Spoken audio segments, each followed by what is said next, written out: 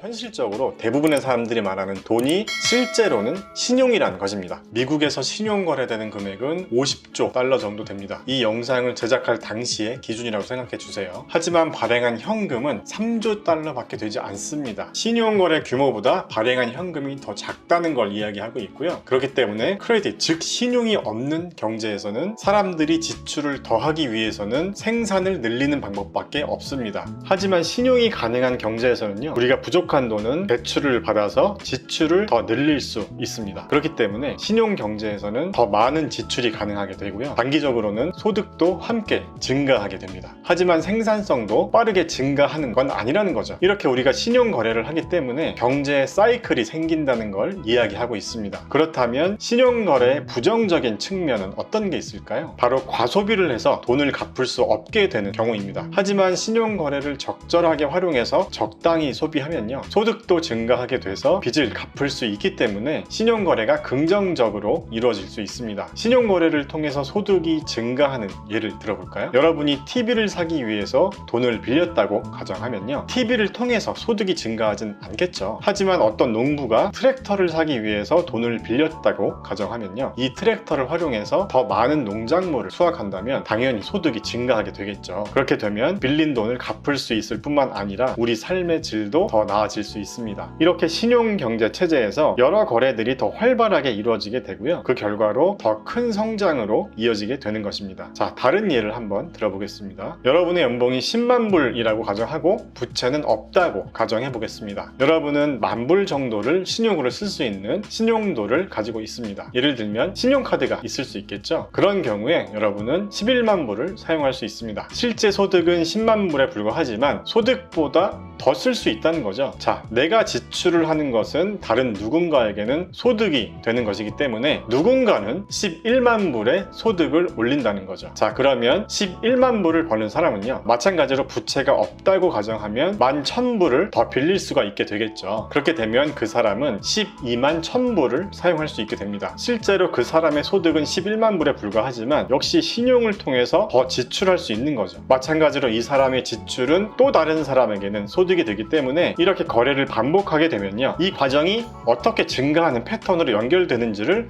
볼 수 있다는 거죠. 여기에 중요한 포인트가 뭐냐면요, 대출이 이런 사이클을 만든다는 겁니다. 그래서 이렇게 사이클이 올라가게 되면 결국은 내려오는 시기가 온다는 거죠. 이렇게 돈을 빌려서 지출하는 단기 부채 사이클이 이어지게 되는데요, 이런 방식으로 경제활동이 증가하면서 확장을 하게 되는 거죠. 이렇게 대출을 받아서 지출이 계속 증가하게 되면 어떻게 되죠? 수요가 많아지기 때문에 가격은 상승하게 됩니다. 신용거래를 통해서 지출이 증가하면서 자연스럽게 생기는 일이죠. 자, 지출과 소득이 커지는 속도가 생산량보다 빠르게 증가한다면 당연히 가격이 올라가겠죠. 생산량이 받쳐주지 못하니까요. 이렇게 가격이 상승할 때 우린 이런 현상을 인플레이션이라고 이야기합니다. 하지만 중앙은행은 너무 높은 인플레이션을 원하진 않습니다. 너무 높은 인플레이션이 발생하면 여러 가지 문제를 일으키기 때문인데요. 그래서 이런 조짐이 보이면 중앙은행은 금리를 인하하게 됩니다. 금리가 높아지면 대출 받기가 부담스러워지겠죠. 당연히 대출이 줄어들게 되고요. 또 기존에 이미 부채가 있는 사람들은 이자에 대한 비용 부담이 커지게 됩니다. 우리가 신용카드를 사용하면서 월 납부 금액이 상승하는 것과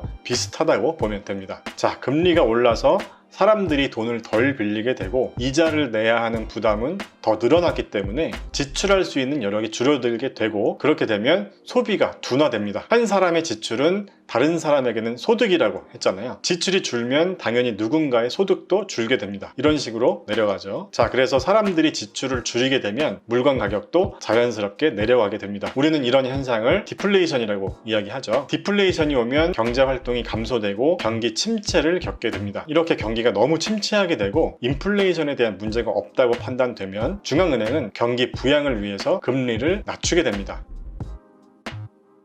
금리가 낮아지면 부채나 이자에 대한 부담이 줄어들게 되고요. 대출이 다시 활성화되고 지출도 늘게 되죠. 그러면 다시 경기가 확장을 하게 됩니다. 이렇게 보시는 것처럼 경제는 기계처럼 동작하는 거죠. 자, 그러면 이런 단기 부채 사이클에서 지출을 줄어들게 하는 변수는 어떤 게 있을까요? 대출 기간과 대출을 받는 사람 사이에서 신용에 따라서 대출이 늘 수도 있고 줄 수도 있겠죠. 신용이 좋아서 대출이 늘면 지출도 늘게 돼서 경제 성장으로 이어지고요. 반대로 신용이 안 좋으면 경기 침체 침체로 이어지게 됩니다. 이런 경제의 사이클을 중앙은행에서 컨트롤할 수 있다는 걸 알아야 한다는 거죠. 이런 단기 부채 사이클은 일반적으로 5에서 8년 정도 지속되고요. 수십 년 동안 반복해서 일어나게 됩니다. 하지만 여기서 중요한 점이 있는데요. 각 사이클의 저점과 고점은 전 사이클보다 더 성장하게 되는데요. 그 이유는 바로 더 많은 부채가 생겼기 때문입니다. 왜 이런 현상이 발생할까요? 일반적으로는 부채를 계속 일으키려고 하기 때문입니다. 부채를 갚으려고 하기보다는 돈을 더 빌려서 지출을 늘리고 소득도 늘리려고 한다는 거죠. 자, 이게 인간의 본성이라는 거죠. 자, 아무튼 그래서 시간이 계속 지나면서 이 부채가 소득보다도 더 빠르게 증가하게 되면 장기 부채 사이클을 만들게 되는데요. 사람들은 더 많은 부채가 생기게 되는데도 불구하고 대출을 해주는 금융기관은 신용거래를 더 늘리게 됩니다. 왜 그럴까요? 왜냐하면 경제가 모두 잘 돌아가고 있다고 보고 낙관적이라고 생각하기 때문입니다. 사람 심리가요, 최근에 무슨 일이 일어났는지에만 관심이 있잖아요. 그렇다면 최근의 사이클에서는 어떤 일이 일어났었나요? 소득이 증가하고 있고요. 자산 가치가 올라가고 있습니다. 그리고 주식시장도 상승하고 있죠.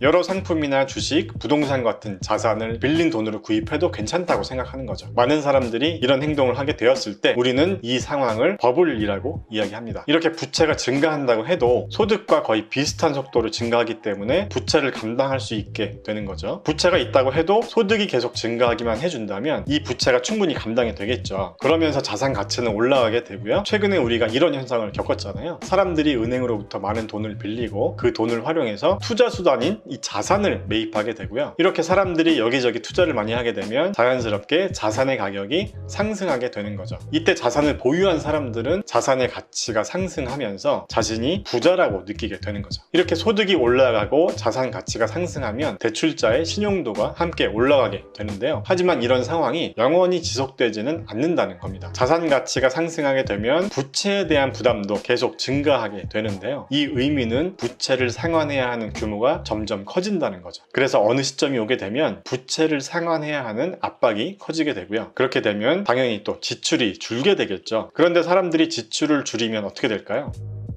전체적으로 소득도 줄어들기 시작합니다. 그러면 또 사람들의 신용도도 내려가게 되고요. 신용도가 내려가니까 대출도 또 줄어들게 됩니다. 이렇게 부채 상환 금액이 증가하게 되면 더 큰 지출의 감소로 이어지게 되고요. 그렇게 되면서부터 이 사이클이 반대로 돌아가게 됩니다. 이게 바로 장기 부채의 정점인데요.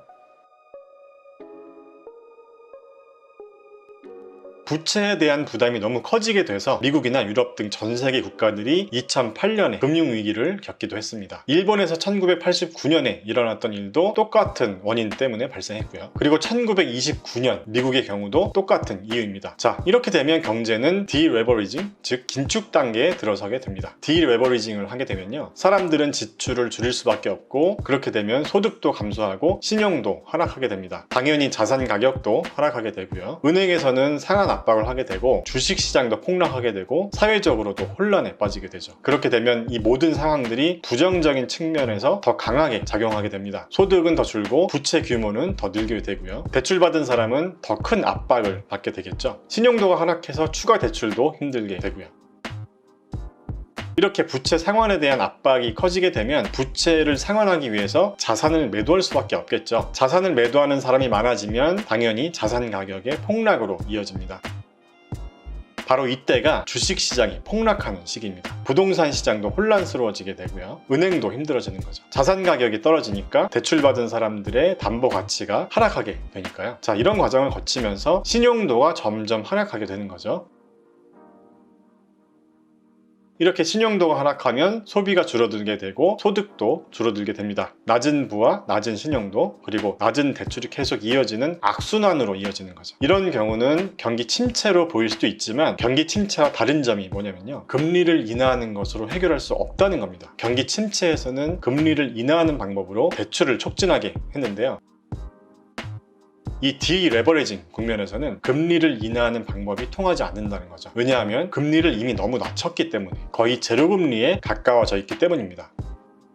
미국의 금리가 제로 금리에 가까웠었던 이 디레버리징 시기는 1930년대와 2008년도에도 다시 있었습니다. 이렇게 경기 침체와 디레버리징의 차이점이 뭐냐면요, 디레버리징에서는 대출을 받는 사람의 부채 부담이 이미 너무 커져버렸다는 데 있습니다. 금리를 내린다고 해도 이 부담이 완화될 수 없다는 거죠. 대출 기관은 부채 규모가 너무 커져버렸기 때문에 이 부채를 모두 회수할 수 없다는 걸 깨닫게 되고요. 대출을 받은 사람들은 상환 능력이 없어지게 되고 담보 가치도 크게 하락하게 됩니다. 이렇게 부채 때문에 큰 손상을 입게 되면 서로 더 이상 부채를 일으키길 원하지 않게 됩니다. 돈을 빌려주는 금융기관은 대출을 멈추고 대출을 원하는 사람들도 빌리기 힘들게 되는 거죠. 이 상황이 되면 국가의 경제도 신용도가 없어졌다고 보면 됩니다. 개인처럼 말이죠.